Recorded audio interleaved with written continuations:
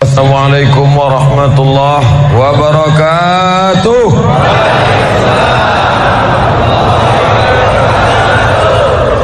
Kita bersyukur kepada Allah dengan mengucapkan Alhamdulillahi Rabbil Alamin. Berselawat kepada Rasulullah dengan mengucapkan Allahumma salli ala Sayyidina Muhammad wa ala ali Sayyidina Muhammad.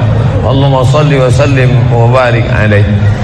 Hadirin hadirat, muslimin muslimat, alim ulama, cerdik pandai, tokoh masyarakat, insyaallah kita semua dimuliakan Allah Subhanahu wa taala. Amin ya rabbal alamin. Untuk apa kita hidup? Itulah agaknya yang dibicarakan ibu-ibu di atas sampai ribut betul. Untuk apa kita ini hidup? Pertanyaan ini tidak bisa dijawab oleh akal manusia. Makanya Sokrates, seorang filosof dulu Yunani, berkata, untuk menjawab mengapa kita hidup, perlu hidup 500 tahun lamanya. Tak cukup umur berpikir untuk apa kita hidup.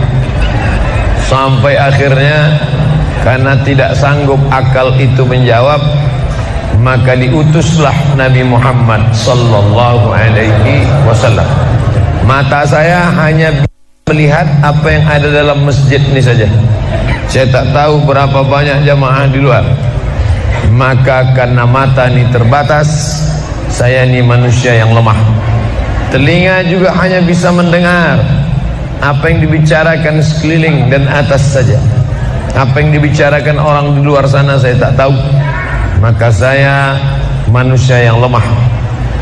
Akal juga begitu, tidak bisa menangkap saya ini habis mati nanti mau kemana. Maka saya manusia lemah. Allah Maha tahu, maka dia kirimlah salah satu makhluknya ingin menjelaskan kau untuk apa, sedang di mana dan akan kemana.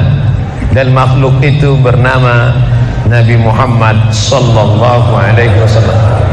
Untuk apa hidup? Langsung dijawab, wa ma khalaqtul jinna wal insa illa liya'budun. Tidak ada makhluk yang kuciptakan, baik jin maupun manusia, kecuali untuk beribadah. Cara beribadahnya bagaimana? Langsung dijawab, wa ma arsalnaka illa rahmatan lil alamin. Bagaimana cara perbuatannya? Langsung dijawab, laqad kana lakum fi rasulillahi uswatun hasanah. Maka Al-Quran itu menjawab pertanyaan-pertanyaan. Yas'alunaka 'anil mahid, mereka bertanya kepadamu tentang perempuan haid. Qul huwa adza, katakan itu kotor, tidak baik. Yas'alunaka 'anil yatama, mereka bertanya kepadamu tentang anak yatim. Yas'alunaka 'anil khamri wal maisir, mereka bertanya kepadamu tentang khamar dan judi. Yas'alunaka madza yunfiqun, mereka bertanya kepadamu apa yang mesti mereka sedekahkan. Yas'alunaka 'anil ruh, mereka bertanya kepadamu tentang ruh. Qulir ruhu min amri rabbi, katakan ruh urusan Allah Subhanahu wa taala. Wa ma utitum minal ilmi illa qalila, tidaklah kamu diberi pengetahuan tentang itu melainkan hanya sedikit saja.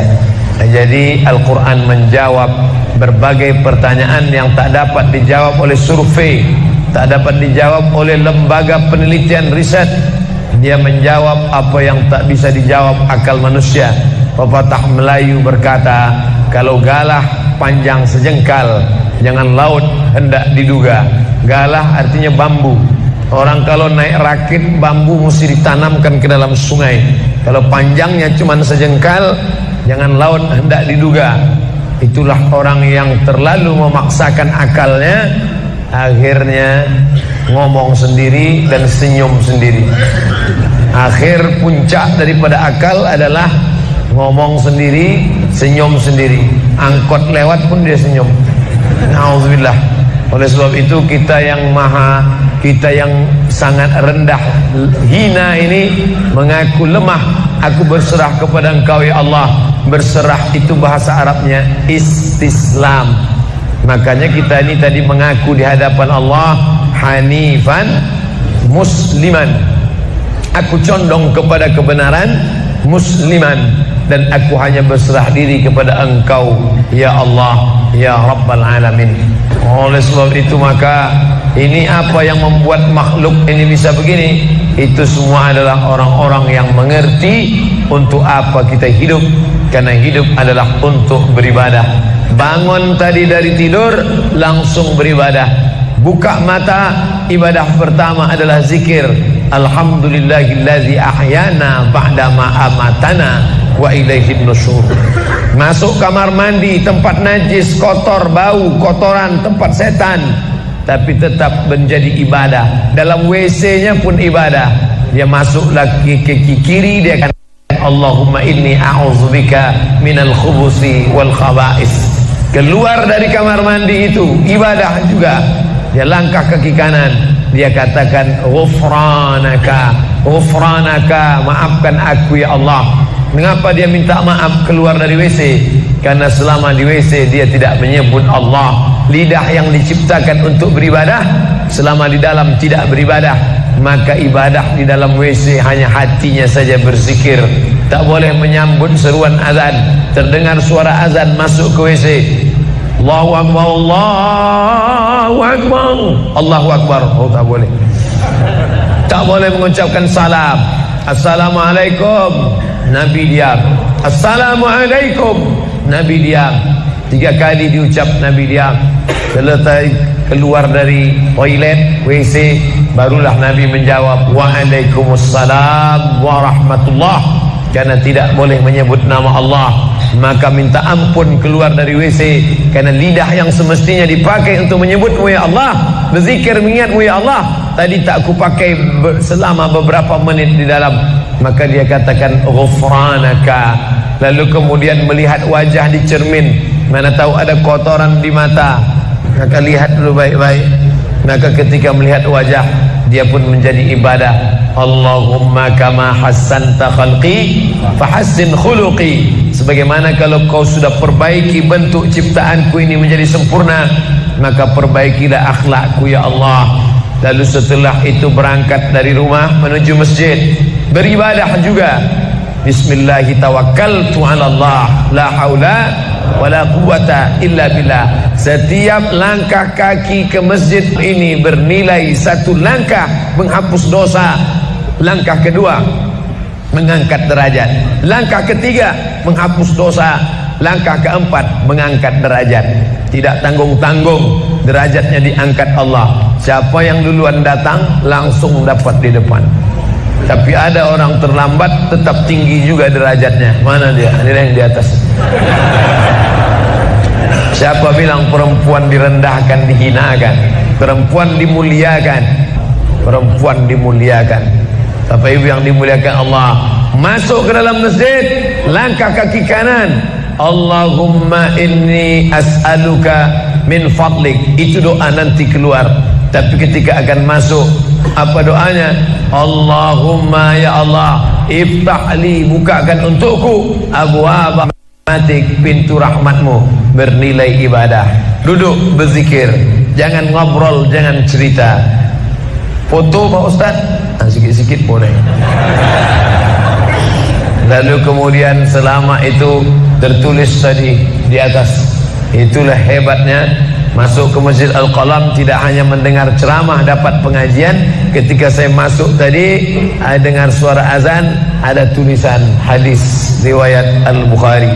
Siapa yang mendengar seruan azan lalu menyambut seperti bunyi yang diucapkan muazzin, kecuali pada hayya 'alas shalah, hayya 'alal falah, dia baca la haula wala quwata illa billah, ditutup dengan doa wasilah. Allahumma rabb hadhihi da'wati tammah salatil qa'imah, dimintakan untuk Nabi Muhammad, ati sayyidana Muhammadanil wasilah wal fadilah wasyarafa wad darajatal aliyatar rafi'ah. Yang kelima, wa ba'athullahumma maqaman mahmuda alladhi wa'adtah innaka la tukhliful mi'ad. Maka kata Nabi, halat laku syafaati yaumal qiyamah, layaklah dia mendapat syafaatku hari kiamat. Makanya selama duduk di depan tadi, tak ada satupun yang ngobrol, semuanya menyambut seruan azan. Allahu Akbar, Allah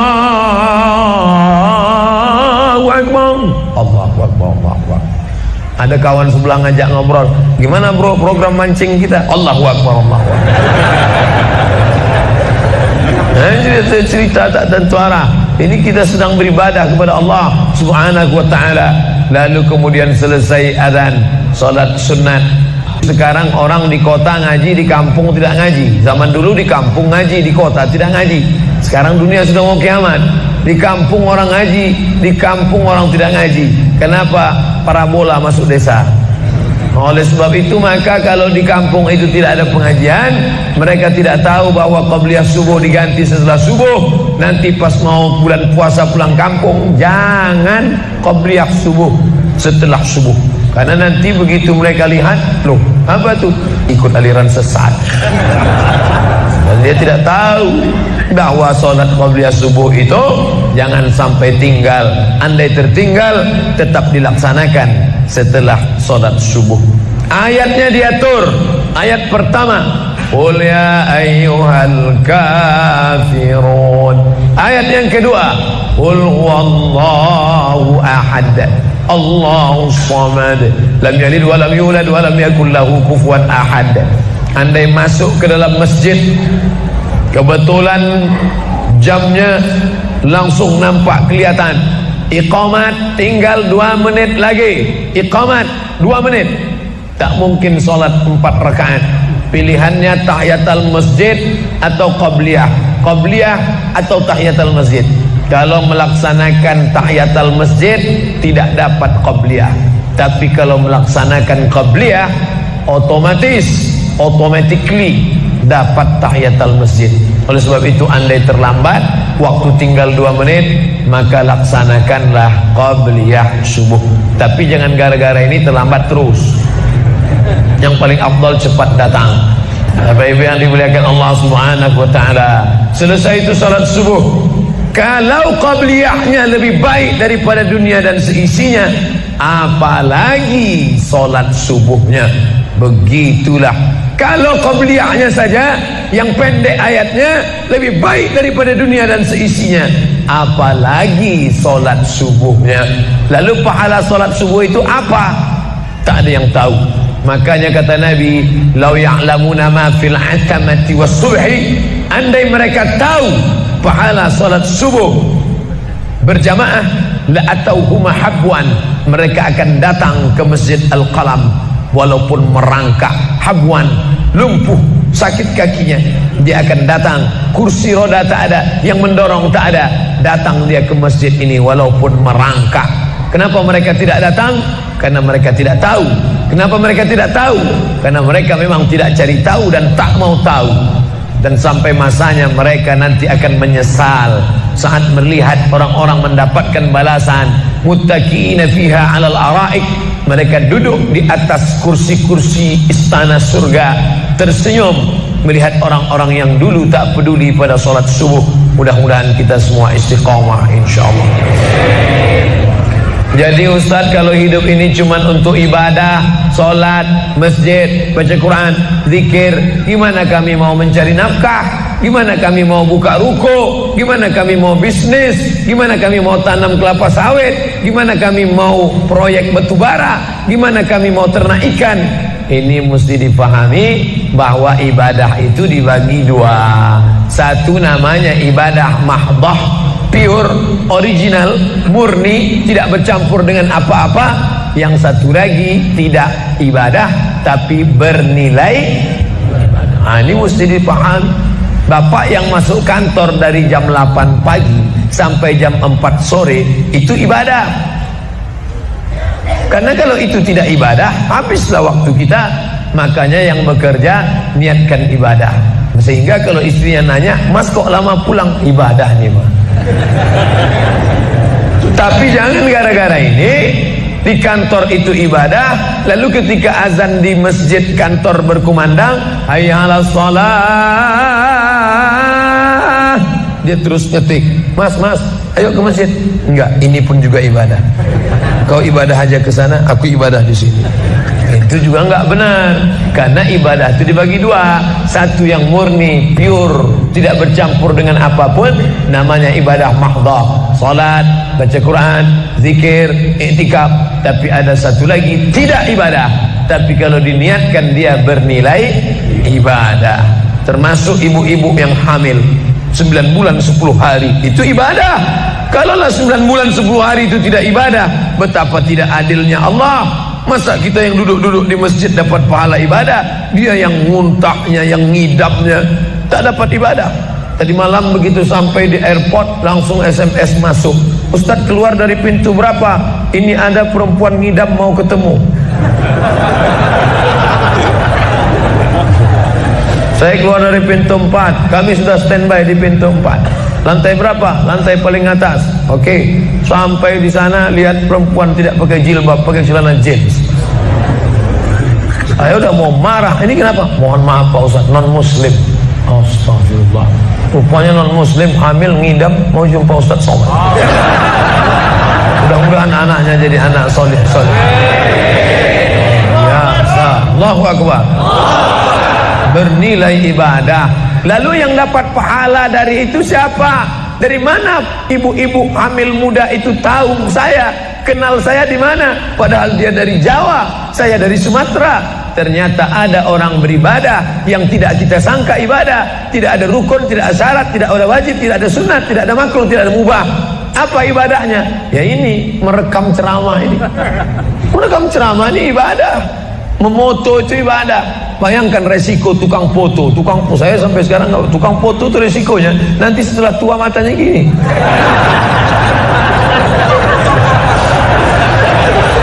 Tapi kalau mereka niatkan ikhlas untuk ibadah, maka insya Allah sehat walafiat. Ini sampai sekarang yang banyak moto-moto ustaz itu mana ada matanya tetap aja sehat. Kenapa? Karena diniatkannya untuk ibadah. Hidup ini kalau berniat ibadah tidak ada capeknya, tidak ada lelahnya.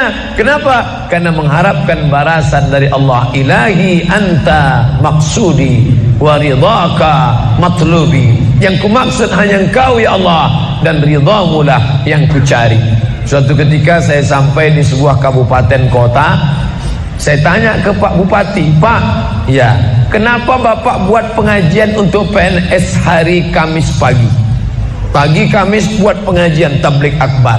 Apa manfaatnya menurut Bapak sebagai pimpinan daerah? Ternyata Ustadz Somad, kami sudah coba formula macam-macam untuk PNS ini. Pertama kami undang motivator dari Jakarta. Akhirnya di gedung hotel dengan biaya mahal. Lalu kemudian dengan infokus, suara menggelegar, semangat, semangat, semangat. Keluar dari situ lesu. Motivatornya pulang, pegawai letoy. Akhirnya kami buat undang tentara dengan bapak polisi, baris berbaris, siap, siap. Pak polisi pulang, nggak siap lagi.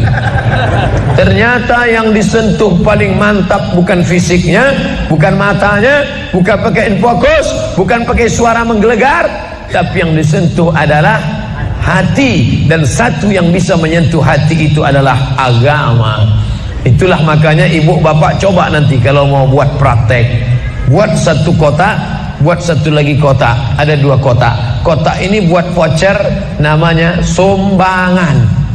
Kota ini buat juga voucher tulisannya sodakoh. Lihat mana yang paling banyak diambil umat Islam, sumbangan apa sodakoh? Sodakoh, padahal nilainya sama. Sumbangan 100.000, sodakoh 100.000. Bapak ibu silakan ambil untuk anak yatim fakir miskin kita.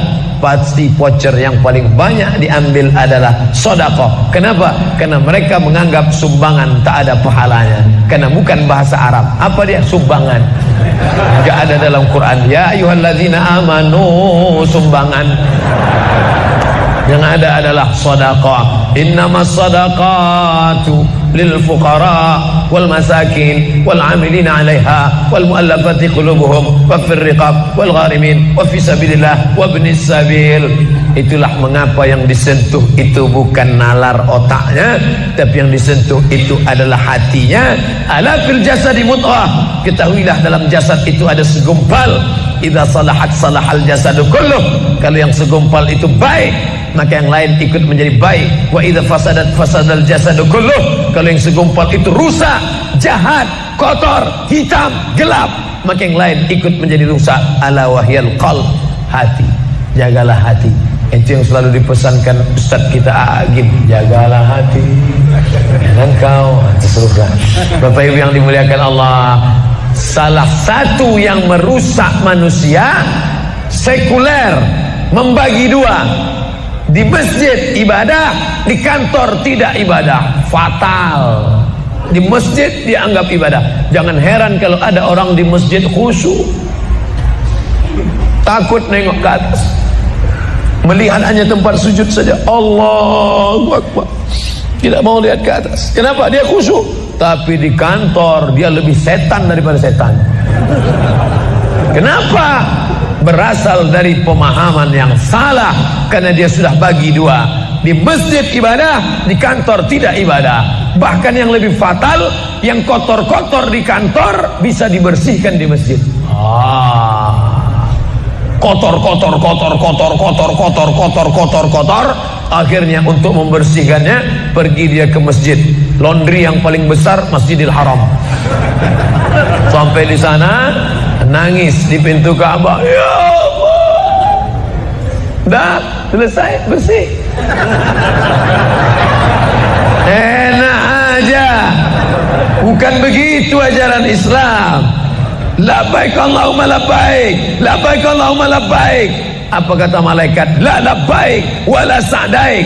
Kau tidak dapat panggilan, kau tak dapat kebahagiaan, kau tak dapat haji mabrur, kau tak dapat surga. Zaduka haram, karena kau berangkat dengan uang haram. Oleh sebab itu pemahaman Islam mesti utuh. Semua adalah ibadah. Kalaulah gerak tidak ibadah, betapa menyakitkannya bapak-bapak polisi di jalan raya kena panas terik, padahal dia tidak ada penutup kepala di atas, berkeringat berpeluh. Mereka tetap merasakan itu sebagai ibadah. Tentara yang membela negara, angkatan laut di perbatasan sana, datang kapal-kapal perompak dari Thailand ingin mengambil ikan kita, tenggelamkan. Itu kalau tidak nilai ibadah, dia takut. Jangan-jangan sebelum kita tenggelamkan, kita duluan ditembaknya tenggelam. Maka itu mesti ada nilai ibadah di dalamnya. Itulah yang membangkitkan semangat jihad. Jamaah bertanya, Ustadz kemarin dari Jambi, terus kemudian terbang ke Miri, besok baru pulang ke Pekanbaru. Apa Ustadz? Saya lihat Ustadz dari tadi mengantuk saja. Iyalah, sampai tadi malam ke hotel jam 12, baru tidur jam 1 karena ada yang mau ditulis. Jam 3.30 sudah bangun ceramah. Tapi begitu berjumpa dengan jamaah orang ramai, bangkit semangat. Habis ceramah ini tanya jawab, semangat lagi. Habis itu baru lesu. Dan tidurnya itu pun ibadah. Bayangkan tidurnya itu ibadah. Itulah mengapa banyak orang pengajian sambil Ustadz menyindir ya? Tidak. Saya termasuk Ustadz yang tidak pandai menyindir. Saya termasuk Ustadz kalau dipesan request untuk menyindir, saya tidak pandai. Kenapa? Karena saya pernah menyindir orang. Ustadz, tolong Ustadz sindirkan, ini ada jamaah yang sudah sedekah tapi mengambil uangnya kembali. Siapa yang bersedekah mengambil uangnya kembali? Kal kalbil ladzi ya'udu ila qaihi, sama seperti anjing yang menjilat muntahnya kembali. Selesai pengajian, mohon maaf Pak Ustadz, yang disindir nggak datang.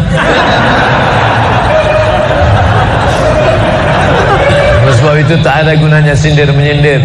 Kalau mau to the point, mana orangnya face to face, langsung saja tembak, 12 pas, gol. Bapak Ibu yang dimuliakan Allah, maka mesti dipahami dengan benar. Di Masjidil Haram ibadah, di rumah pun kau ibadah. Istri yang dari mulai pagi memasakkan suami, dibantu oleh pembantu membuatkan minuman, membesarkan anak, menyusukan anak 2 tahun lamanya, melahirkan, meregang nyawa ibu melahirkan anak, ibadah. Makanya kalau dia meninggal dunia saat melahirkan, matinya mati syahid. Saking senangnya suaminya mendapatkan seorang istri yang syahid, tak menangis dia. Begitu tegarnya bapak, tidak meneteskan air mata. Tidak Pak Ustaz, aku melepas seorang syahid, 3 syahid lagi siap menanti. Peace, damai. Biasanya ibu-ibu kalau bawa cerita ini, kalau gini pulang aja lah kita kan. Nah, bercanda, serius kan. Nah, tapi yang saya katakan tadi itu semuanya ibadah badan. Melangkah dari rumah, ibadah badan. Membukakan mata, ibadah badan. Mendengar ceramah, ibadah badan. Membaca Quran, ibadah badan. Berzikir, likulli sulama minkum sadaqah. Setiap tulang-tulang sendi ada sedekahnya. Subhanallah, subhanallah, subhanallah, subhanallah, subhanallah, subhanallah. Itu ibadah badan. Tapi ada bukan ibadah badan. Apa dia? Itulah yang 7 macam. Zakat, wakaf, infak, sedekah, wasiat, hibah, ghanimah. Itu ibadah harta. Mana yang lebih banyak? Ibadah harta apa ibadah badan? Ibadah badan. Kalau ibadah harta tak banyak. Zakat, wakaf, infak, sedekah, wasiat, hibah, ghanimah, rampasan perang. Tapi kalau ibadah badan, setiap gerak adalah ibadah. Makanya kita mesti bergerak. Likulli harakah barakah. Setiap ada gerak pasti ada berkah. Makanya tak boleh tidak bergerak. Air sumur kalau tidak ditimba, air itu akan busuk, butek, warnanya pun tidak ada seperti minyak di atas. Mata air mesti terus berganti. Darah harus tetap mengalir, jantung harus tetap berdetak. Makanya jangan pernah kosong dari aktivitas. Fa iza farata fansab. Selesai dari satu ibadah, pindah ibadah lain. Selesai ibadah tegak, pindah ibadah ruku. Habis ibadah ruku, pindah ibadah tegak. Habis ibadah tegak, pindah ibadah sujud. Habis ibadah sujud, pindah antara 2 sujud. Selesai sudah salat, lalu kemudian puasa. Selesai puasa, lalu kemudian berzakat. Selesai zakat, lalu kemudian mengitari Ka'bah. Subhanallah walhamdulillah wa la ilaha illallah wallahu akbar. Selesai itu melontar jumrah. Selesai itu menggunting rambut. Selesai itu berzikir. Tidak pernah kosong. Sampai kapan? Sampai malaikat maut mencabut nyawa dan ucapan terakhir yang keluar dari mulut adalah la ilaha illallah. Itulah jawaban tentang pertanyaan untuk apa kita hidup di dunia. Nanti kalau ada anak, ibu, bapak, tetangga, kawan, sahabat, andai tolan bertanya, untuk apa kita ini hidup? Tak usah jawab, putarkan aja videonya. Itulah enaknya zaman sekarang. Kalau dulu mesti diingat. Saya dulu pulang sholat Jumat, mak saya manggil, sini, ya mak, ceritakan apa isi khutbah khotib tadi di masjid. Gini. Itulah awal saya ceramah. Jadi saya paham mengapa saya menjadi ceramah sekarang. Dan saya tidak pernah merasa menceramahi bapak ibu. Saya tidak pernah merasa mengguru-gurui. Saya hanya seperti seorang anak sedang bercerita pada ibunya saja. Tadi mak, kata khotib itu begini. Anak sekarang enggak. Apa kata khotib tadi? Ini MP3-nya mak. Bapak ibu yang dimuliakan Allah subhanahu wa ta'ala, ibu yang mendidik anak-anak ibu, ibadahnya luar biasa. Itulah mengapa ibu lebih tinggi derajatnya daripada laki-laki. Ilzam rijlaiha, kau urus tapak kakinya, fatammal jannah, kau dapati surga di sana. Di bawah tapak kakinya surga, al jannatu surga, tahta di bawah aqdam kaki al ummahat, ibu-ibu. Kenapa begitu? Karena ibadah dia yang luar biasa, tidak bisa dilakukan oleh laki-laki. Salat kita bisa, puasa kita bisa, tawaf kita bisa, sa'i kita bisa, melontar jumrah kita bisa, tahallul kita bisa. Tapi ada yang kita tak bisa. Apa dia? Mengandung kita tak bisa. Siapa yang mau coba mengandung, keluar dari sini, ambil bola voli, ikat di perut. Melahirkan kita tak bisa. Siapa ingin coba melahirkan, keluar dari sini, telanlah jeruk bulat-bulat. Habis itu keluarkan bulat-bulat. Menyusukan kita tak bisa. Dan itu ibadah, tapi bukan ibadah mahdhah. Dia tidak selevel dengan sholat, zakat, puasa, haji. Tapi ibadah ini berkualitas. Ibadah badan sudah, ibadah harta sudah. Ada ibadah yang terakhir, yang ketiga. Kalau ibadah badan berkeringat, lelah, capek. Ibadah harta duit habis. Tapi ada ibadah satu lagi tak nampak di mata. Apa dia? Ibadah hati. Itulah dia ikhlas. Orang yang ikhlas tak tampak. Ikhlas, ridha, qanaah, tawakal, zikir, muhasabah, muraqabah, tazkiyatun nafs, mensucikan hati dari penyakit hati, riya, sum'ah, takbur, sombong, hasad, busuk hati. Itu ibadah. Kenapa begitu? Disitulah letak adilnya Allah. Man bana masjidan, siapa yang bangun masjid, banallah mislahu baitan fil jannah, dibangunkan Allah untuknya satu istana di dalam surga. Bapak ibu yang ikut membangun masjid ini, mudah-mudahan diberikan Allah Ta'ala balasan melimpah ruah. Kami nggak bisa Pak Ustaz, jangankan bangun masjid, buat rumah kami aja kami nggak bisa. Allah Maha Adil. Kalau kau tidak bisa dengan ibadah harta, maka engkau dengan ibadah tangan. Apa dia? Ikut gotong royong masjid. Nampak ada pembangunan masjid, ikut ngecornya, pasangnya, tapi dengan syarat menyelesaikan masalah, jangan buat masalah. Man shalla isnatai asyarata rakaat, siapa yang salat 12 rakaat fil yaumi wal lailah, sehari semalam, bunyalahu bihinna baitun fil jannah, dibangunkan untuknya satu istana di dalam surga. Sama macam orang yang bangun masjid, salat 12 rakaat. Kamu bisa bangun masjid? Bisa. Bagus. Kamu? Saya nggak bisa. Amal saya apa?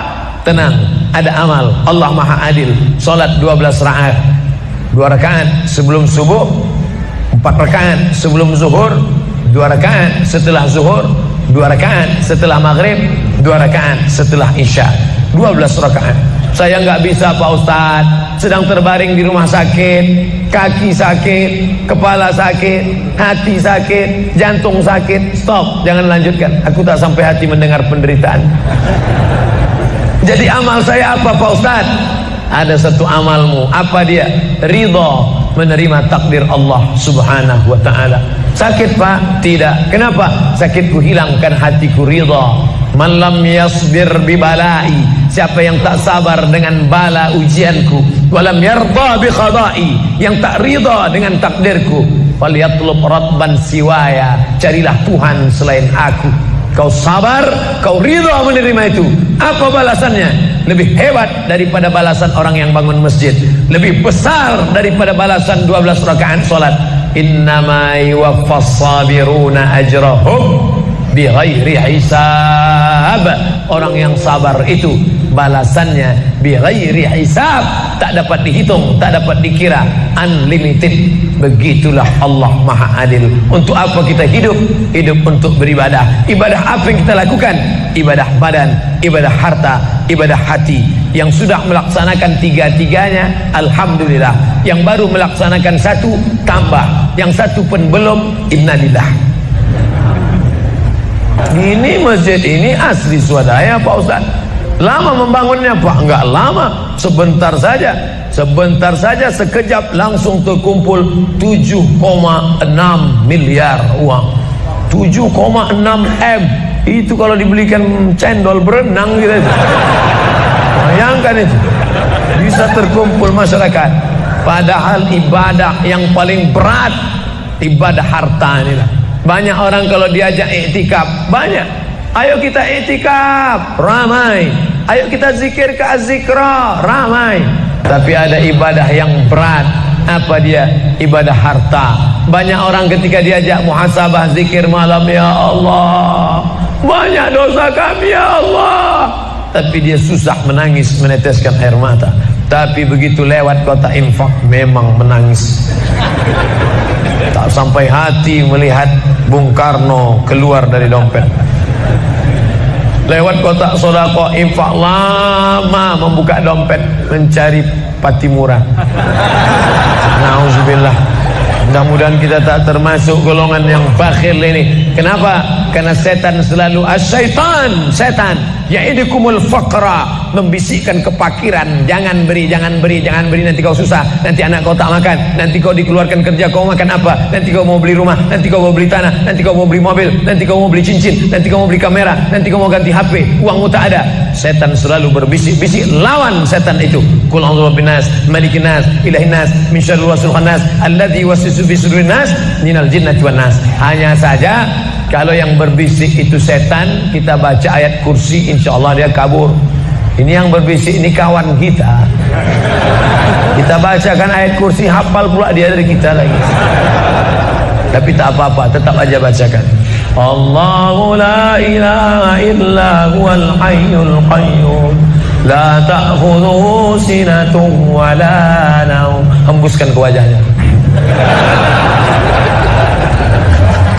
Bapak Ibu yang dimuliakan Allah, setelah ibadah 3 ini kita lakukan, ibadah badan sudah, salat subuh sampai melimpah ruah ke belakang. Saya dengar suara hati tadi, lapor, tenda sudah penuh, sudah melimpah ke jalan. Masya Allah. Ibadah harta sudah 7,6 M. Ibadah hati sudah, sabar, ridha, qanaah, tawakal. Tapi jangan lupa, datang merusak yang 3 ini, perkelahian, merusak ukhuwah Islamiyah. Masjid yang besar, kalau sudah kelahi di dalamnya, tinggal kelahi, tak lagi ada persatuan. Masuk masjid bukan baca doa pintu masuk masjid, malah masuk masjid ngelihat kira-kira dia di mana ya. Oh dia di sana, gua di sini lah. Oh di sini, dia di sini. Sampai akhirnya satu hari terlambat, lupa ngelihat. Allahu Akbar, rupanya dia di samping. Jangan kelahi. Wa'tasimu bihablillah, berpegang teguhlah dengan tali Allah. Tali Allah itu apa? Al-Quran dan Sunnah. Apalagi ulama, nggak ngerti Quran, nggak ngerti Sunnah, tanya ulama. Al-ulama warasatul anbiya. Wa'tasimu bihablillah, berpegang teguh dengan tali Allah. Wala tafarraqu, jangan berpecah belah. Coba lihat bunyi ayatnya. Andai ayat itu sampai bihablillah titik sudah cukup. Berpegang teguhlah dengan cara tali Allah, cukup. Mengapa ujungnya tetap ditutup? Wala tafarraqu, jangan berpecah belah. Karena banyak orang yang sudah baca Quran, sudah sholat, sudah puasa sunat, tapi hatinya pecah bercabang. Galah patah boleh disambung, kaca retak boleh direkat, hati rusak kemana obat akan dicari. Oleh sebab itu kalau ada fitnah-fitnah, tabayun, klarifikasi, jangan su'uzan, ijtanibu katsiran minaz-zan. Kepengurusan masyarakat jamaah sayang kebersamaan rusak gara-gara apa? Gara-gara nila setitik rusak susu sebelanga, gara-gara api di dalam sekam, ada kulit padi bertimbun, di dalamnya itu ada setitik api, tiba-tiba api menyala, akhirnya semua menjadi abu, dan abu dihembus angin, tak berkesan sama sekali. Hilang 3 ibadah. Ibadah badan hilang, ibadah harta hilang, ibadah hati hilang. Gara-gara apa? Berkelahi. Ingat, setan tak pernah berhenti. Inna syaitan, setan ya'isa an ya'budahul musallun. Setan kalau sudah melihat orang sholat, dia tidak lagi goda mereka untuk menyembah, sembahlah aku, sembahlah aku, sembahlah aku, sembahlah aku. Tidak. Tapi apa yang dia lakukan? Walakin fit tahrish, menanamkan permusuhan ke dalam hati orang yang sholat. Maka jaga ini, jangan kita bertengkar gara-gara masalah khilafiyah. Saya kalau jadi imam di masjid dekat rumah saya jadi imam, saya baca kunut. Dan imam-imam dekat rumah saya itu saya pesan harus baca kunut, karena saya berpegang mazhab Syafi'i. Tapi ketika sholat di Masjid Al-Qalam, saya tidak tahu jamaah di sini pakai kunut apa tidak. Saya tidak ingin merusak kebiasaan mereka. Mana tahu mereka ikut mazhab Hambali, mana tahu mereka Muhammadiyah, saya tidak tahu. Maka ketika diminta jadi imam, Ustaz jadi imam, batuk. Saya tak mau merusak, biarlah imam tetap saja. Rupanya imam di Masjid Al-Qalam tidak baca kunut, ya saya tetap ikut sholat. Apakah perlu saya ulang sholat saya? Tidak, sholat saya sah. Karena apapun ormasmu, apapun mazhabmu, mau NU, mau Muhammadiyah, mau Perti, mau Persis, mau Al-Irsyad, mau Jamaah Tabligh, mau mazhab Hanafi, mazhab Maliki, mazhab Syafi'i, mazhab Hambali, semuanya sepakat sholat subuh itu wajib. Jadi Yang wajib aja kita laksanakan. Adapun perbedaan teknisnya, yang satu pakai usolli, yang satu nggak pakai usolli, yang satu ngangkat tangannya ke telinga, yang satu ngangkat tangannya ke bahu, yang satu bismillahnya jahar, yang satu bismillahnya sir, yang satu ayatnya panjang, yang satu ayatnya pendek, yang satu pas mau turun sujud tangan duluan, yang satu lutut duluan, yang satu duduknya tapak kakinya duduk di tapak kaki kiri, yang satu duduknya langsung pantatnya ke lantai, yang satu telunjuknya ngangkat sekali, yang satu berkali-kali. Itu masalah teknis simple sederhana. Ada masalah yang lebih besar. Apa masalah kita yang lebih besar? Membeli tanah baru untuk buat sekolah Islam, membeli tanah baru, ruko baru untuk buat apa? 212 mat, kita mat, orang Islam belanja di warung Islam. Alangkah indahnya selesai acara sholat subuh bersama, pengajian bersama, selesai itu belanja beras minyak goreng bersama, serbu, sehingga bangkitlah ekonomi umat. Berapa pegawai bisa ditampung bekerja, langsung membeli beras ke tempat-tempat tanaman masyarakat, sehingga mereka tidak menjadi korban rentenir. Musim menanam diulur, kasih pinjaman pupuk, pinjaman tanah, masa musim manen ditarik, mereka menjadi korban rentenir lintah darat, disedot darah mereka sampai kering dan mati. Kita selamatkan dengan apa? Dengan market. Masjid punya market. Saya beberapa kali meresmikan market punya masjid di Masjid Raya Batam, Masjid Agung Batam. Itu di bawahnya ada super mini market untuk menjamaah. Kemarin pulang dari Pulau Bintan, itu juga meresmikan di Dumai. Begitu juga. Ini 212 Mart, terserah namanya apa. Ada 212 Mart, ada namanya Kita Mart, atau bisa juga buat Somart. Bisa juga. Bapak Ibu yang dimuliakan Allah Subhanahu wa taala, maka visi misi kita ke depan, jauh melihat ke depan. Kami harus punya pusat perbelanjaan komunitas muslim, kami harus punya komplek perumahan muslim. Ini semua yang akan menyelamatkan kita. Kalau sudah begitu, maka mengertilah untuk apa kita hidup, dan setelah itu kita pun mati dalam keadaan tenang. Baru anak kita bisa berkata, mari kita antar jenazah almarhum Abdul Somad menuju tempat peristirahatan terakhir. Karena memang benar-benar istirahat. Tapi berapa banyak orang tidak istirahat karena amal badan tak ada, amal harta tak ada, amal hati tak ada, tak pernah memikirkan masjid, tak pernah memikirkan umat, tak pernah memikirkan belanja umat, tak pernah memikirkan pendidikan anak-anak umat. Akhirnya mati yang layak untuk dia. Mari kita antar dia menuju azab pertama, akan menyusul azab-azab berikutnya. Na'udzubillah. Itulah yang dapat saya sampaikan, mudah-mudahan ada manfaatnya. Selanjutnya akan saya jawab beberapa pertanyaan. Bagaimana kalau suami istri kerja, anak-anaknya dititipkan ke orang tua, apakah suami istri ini zalim? Ya, zalim.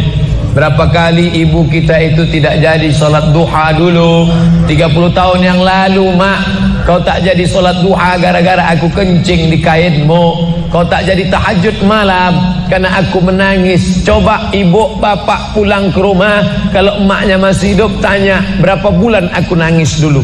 Ustaz sudah nanya, udah saya tanya emak saya, mak, aku dulu nangis berapa bulan tiap malam? 7 bulan kau tak pernah berhenti menangis tiap malam. Itulah maka suara saya kuat ceramah. 7 bulan, asal sudah jam 6 sore kau gas sampai azan subuh. Ganti-gantian kami mengendong. Jadi kita ini mesti kita tanya itu. Sekarang setelah anak kita besar, anak kita pula kita titipkan ke dia. Dia tidak pernah menolak cucu, karena tidak ada nenek tak sayang pada cucu. Kita yang berpikir kapan kita bahagiakan dia. Belikan kain, buatkan baju yang dia suka, apa yang dia senangi, berikan makanan. Mereka tidak minta banyak, yang mereka minta adalah kebahagiaan, kesenangan di hari tuanya. Itu saja. Jangan sampai kita menyesal setelah dia mati meninggal dunia, barulah menyesal. Berapa banyak WhatsApp masuk pesan ke saya, Ustaz, dulu saya cuek, saya tidak merasa perlu. Setelah dia meninggal barulah saya merasa anak durhaka, Pak Ustaz. Enggak saya balas WA-nya. Apa hukumnya bagi muslim berdiam jika ada kemaksiatan di depan matanya, padahal kita bisa menghentikannya, meminimalisirnya? Man ra'a minkum mungkaran, siapa di antara kalian yang melihat kemungkaran, falyughayyirhu biyadihi, robah dengan tangan. Dengan tanganmu kau robah. Tidak bisa dengan tangan, fabilisani, dengan lidah. Jangan minum khamar, jangan berzina. Tidak bisa dengan lidah, fabiqalbi, dengan hati. Jangan kau ikut. Gimana dengan tangan, Pak Ustadz? Tangan saya kan nggak bisa melarang orang jual khamar. Buatkan perda, peraturan daerah, tidak boleh jual khamar. Wah, ini anti kebinekaan. Banyak orang lain mau minum khamar. Pergi ke Papua, peraturan gubernur Papua, tidak boleh jual khamar di sembarang tempat. Bukan muslim mereka. Kenapa? Karena efeknya kalau sudah minum kelahi, tawuran, bunuh-bunuhan. Dan mereka ngerti itu. Padahal mereka, kau bukan saudaraku satu keyakinan, tapi kau saudaraku satu kebangsaan. Sama-sama menganggap, memahami bahwa khamar itu merusak otak akal manusia. Mau Hindu, mau Buddha, mau Kristen, mau Ortodok, mau Koptik, semuanya percaya bahwa ngelem itu tidak baik. Betul? Tunjukkan saya mana agama yang mengatakan boleh ngelem. Nggak ada. Oleh sebab itu maka cegah kemungkaran. Dengan apa? Dengan perda, peraturan daerah. Yang buat perda itu siapa? Yang buat perda itu siapa? DPR. Yang milih DPR siapa? Kita. Kalau begini banyak suara, begini banyak. Wah, politikus kalau sudah melihat orang banyak begini, beda dengan pedagang. Kalau pedagang melihat banyak, dia pikir ini untungnya berapa nih. Tapi kalau politikus melihat banyak, wah ini 2 kursi nih katanya. Oleh sebab itu ramaikan masjid, semangat sholat subuh berjamaah. Allahu Akbar. Ada hadis menyatakan sebaik-baik sop wanita di belakang, tapi di sebagian masjid sop berjamaah wanita ada yang di sebelah dengan pria, dikasih pembatas. Mohon penjelasannya. Kenapa perempuan lebih baik di belakang? Karena tidak ada satir. Satir itu kain penutup hijab. Makanya perempuan lebih baik di belakang. Karena di antara perempuan dan laki-laki itu ada anak kecil, dipasang sop di belakang. Maka perempuan yang di belakang itu paling baik karena dia tidak melihat laki-laki. Laki-laki paling baik di depan karena dia tidak melihat perempuan. Sedangkan kalau ada temboknya, ada dindingnya, ada kainnya, bisa dibuat di samping Masjid Istiqlal, itu dibuat di samping kiri atau di atas. Masjid Hasan II di Casablanca, Maroko, itu dibuat di atas. Jadi yang menjadi ilat sebab hukum dalam hadis itu bukan depan belakangnya, tapi dinding pembatasnya. Maka ada pembatas. Masjid ini sudah baik, bisa dibuat di atas, bisa dibuat di samping, dan kalau jamaah tidak banyak, dibuat di belakang, dibuat dengan tirai. Tirainya penutup sampai ke kepala. Karena ada juga tirai saya lihat hanya sampai ke pinggang. Itu nggak ada gunanya. Karena orang tetap bisa melihat. Ini masalah melihat. Kalau ada orang tua melarang menikah anak perempuannya, padahal sudah dikehendaki laki-laki yang soleh, bagaimana Pak Ustaz? Ini yang nulis pasti laki-laki soleh. Idza ja'akum man tardawna dinahu, kalau datang ke rumah kamu laki-laki, agamanya baik, akhlaknya baik, fazawwijuhu, nikahkan dia. Kalau tidak kamu nikahkan, takun fitnatun fil ardi, akan terjadi fitnah yang besar, wa fasadun arid, kerusakan yang sangat luas. Apa dia? Kalau nikah mahal, maka zina murah. Na'udzubillah. Datang anak soleh ke rumahmu, menikah, ingin nikahi anakmu, tapi hadis ini ditujukan kepada para wali.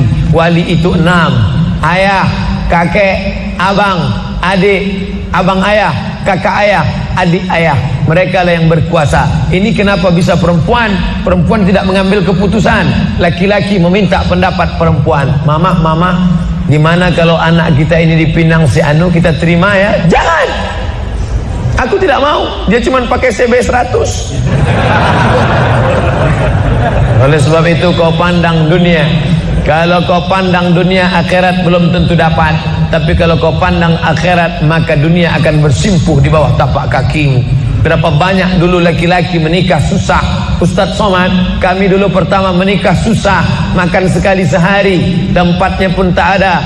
Ketika kami itu numpang, kalau kami bertamu ke rumah orang, orang tidak buka pintu karena dianggapnya kami akan minjam beras. Tapi hari ini luar biasa, punya hotel, perusahaan, karir, megah, mewah. Yang dulu sepele, jangan pernah menyepelekan orang, karena yang memberikan rezeki Allah. Innama amruhu idza arada syai'an ayaqula lahu kun.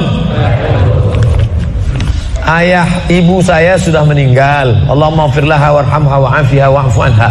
Amalan apa yang sebaiknya saya lakukan agar tetap berhati kepada ibu, berbakti pada ibu saya? Ibu saya semoga masuk surga. Amin. Yang pertama doa. Apa doanya? Rabbil firli wali walidayya warhamhuma kama rabbayani saghira. Allahumma ighfir laha warhamha wa'afiha wa'fu anha. Ya, enggak bisa bahasa Arab Pak Ustaz, bahasa Indonesia. Ya Allah, jauhkan emakku dari neraka jahanam, berikan dia kebaikan, jadikan kuburnya salah satu dari taman surgamu, jangan jadikan kuburnya salah satu lubang nerakamu, berikan dia ketenangan ya Allah, ampunkan segala silap salah dosanya ya Allah. Yang pertama. Yang kedua, baca Quran. Wa in khatimul Quran, yang paling afdal dibaca khatam Quran, satu khatam. Untuk almarhumah emakku, aku hadiahkan pahala bacaan Quran sekhatam. Kalau tidak bisa satu khatam, bacakan Yasin, hatinya Quran. Kalau tidak baca Yasin, jurus terakhir Ummul Quran Al-Fatihah. Al-Fatihah pun tak bisa, mati aja lah. Yang ketiga, sedekah. Saat sayang betul dengan emaknya, lalu emaknya meninggal dunia, dia datang melapor kepada Nabi, ya Rasulullah, ummi matat, emakku sudah meninggal dunia, apa atasaddaqu anha? Kalau aku bersedekah, apakah sedekahnya sampai ke almarhumah emakku? Kata Nabi, tasaddaq, bersedekahlah. Ayyu sadaqatu afdal? Apa sedekah yang paling afdal? Kata Nabi, saqiyul ma', memberi air minum. Yang paling afdal adalah memberi air minum, karena di jazirah Arab susah membuat sumur bor, sedekah air minum. Tapi masjid kita sudah diapit 2 danau. Sampai-sampai nama masjid ini pun Masjid Al-Danau, Al-Qalam. Diapit 2 kolam. Nah, oleh sebab itu jangan lagi sedekah air. Sedekah apa? Sedekah AC, sedekah kipas angin, sedekah mikrofon, sedekah kamera, sedekah CCTV, maka insya Allah mengalir pada almarhumah. Yang pertama doa, yang kedua baca Quran, yang ketiga sedekah, yang keempat kurban. Nanti mau hari raya kurban, ini 1 kambing untuk almarhumah emakku. Yang kelima haji, kalau dia dulu belum haji, badal hajikan. Yang keenam puasa. Mana tahu dulu ada puasanya tinggal, kita laksanakan puasa. Man mata, siapa yang mati, wa alaihi siyamun, punya utang puasa, shoma anhu waliyuhu, maka ahli warisnya melaksanakan puasa untuknya. Bolehkah di sujud akhir kita berdoa dengan doa yang ada dalam Quran? Aqrabu ma yakunul abdu min rabbih wa huwa sajid. Seorang hamba paling dekat dengan Allah bukan di Makkah. Saya merasa dekat betul dengan Allah ketika di Ka'bah Pak Ustaz. Lalu bagaimana dengan orang miskin yang tak punya duit untuk ke Makkah? Maka orang paling dekat dengan Allah wa huwa sajid, waktu sujud terakhir. Fa'kthiru fihi doa, perbanyaklah doa di sujud terakhir, tapi jangan bahasa Indonesia. Karena kalau dia ucapkan ya Allah tolong aku, batal salatnya. Pakai bahasa Arab. Kalau nggak bisa bahasa Arab, dalam hati saja. Berapa lama sujud terakhir itu? Sampai Sayyidatuna Aisyah mencubit tangan Nabi dari balik kain. Selesai solat Nabi tanya, Aisyah, kenapa kau cubit tanganku tadi? Kata Aisyah, kusangka kau sudah sakratul maut ya Rasulullah. Saking panjangnya doa Nabi. Sementara kita yang belum ada apa-apanya, yang status belum jelas, cepat betul sujudnya, macam stempel kertas. Kenapa cepat betul sujud? Sujudlah lama. Bagus sujud lama, membantu turunnya darah menyembur dari jantung ke otak. Karena kalau oksigen kurang bisa kena stroke ringan. Sujud lama-lama, bernapas, jangan tahan napas, bernapas. Itu maka karpet jangan bau. Itu maka tak boleh tidur telungkup di masjid. Tidur telungkup ngences pas tempat orang sujud. Bangkit sujud pitam pingsan mak. Nah, Ini penting. Lalu kemudian kalau dibaca dalam doa sujud itu ayat Quran boleh? Tak boleh. Karena Quran itu tinggi, sedangkan sujud itu rendah. Tak boleh yang tinggi diletakkan di rendah. Tapi kalau doa boleh. Begitu juga dengan perempuan halangan, tak boleh baca Quran.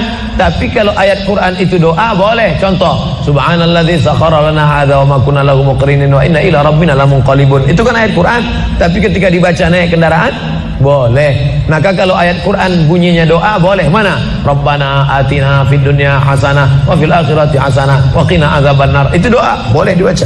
Allahu akbar. Terima kasih segala perhatian. Mohon maaf segala kekhilafan. Minta ampun kepada Allah, beristighfar, membaca Al-Fatihah, lalu kita berdoa. Astaghfirullahalazim, astaghfirullahalazim, astaghfirullahalazim alladzi la ilaha illa huwal hayyul qayyum wa atubu ilaih. Ala hadhihi niyyah wa kulli niyatin salihah. Al-Fatihah. A'udzu billahi minasy syaithanir rajim. Bismillahirrahmanir rahim. Alhamdulillahi rabbil alamin. Arrahmanir rahim. Maliki yaumiddin. Iyyaka na'budu wa iyyaka nasta'in. Ihdinas siratal mustaqim. Siratal ladzina an'amta 'alaihim ghairil maghdubi 'alaihim waladdallin. Amin. Allahumma inna nas'aluka salamatan fid din. Berikan kami keselamatan dalam akidah agama anak-anak kami ya Allah. Wa afiatan fil jasad. Sehatkan badan kami supaya kami beribadah dengan baik ya Allah. Wa ziyadatan fil ilm. Tambahkan ilmu kami supaya benar ibadah kami, jauh daripada bid'ah ya Allah. Wa barakatan fir rizq. Berikan berkah rezeki kami supaya bisa kami membangun masjid, berinfak, berzakat, bersedekah ya Allah. Wa taubatan qablal maut. Beri kami taubat sebelum mati ya Allah. Wa rahmatan indal maut. Curahkan rahmat ketika kami menghadapi mati ya Allah. Wa maghfiratan ba'dal maut. Berikan ampunan sesudah mati ya Allah. Allahumma hawwin alaina fi sakaratil maut. Ringankan kami waktu sakaratul maut. Wan najata minan nar. Selamat dari api neraka. Wal afwa indal hisab. Maafkan ketika amal kami dihisab. Allahumma khtim lana bi husnil khatimah wa la takhtim alaina bi su'il khatimah. Rabbana atina fid dunya hasanah wa fil akhirati hasanah wa qina adzabannar. Wa sallallahu ala sayyidina Muhammad wa ala alihi wa sahbihi wasallam walhamdulillahi rabbil alamin. Taqabbalallahu minkum minna wa minkum taqabbal ya karim. Terima kasih, mohon maaf. Wassalamualaikum warahmatullahi wabarakatuh.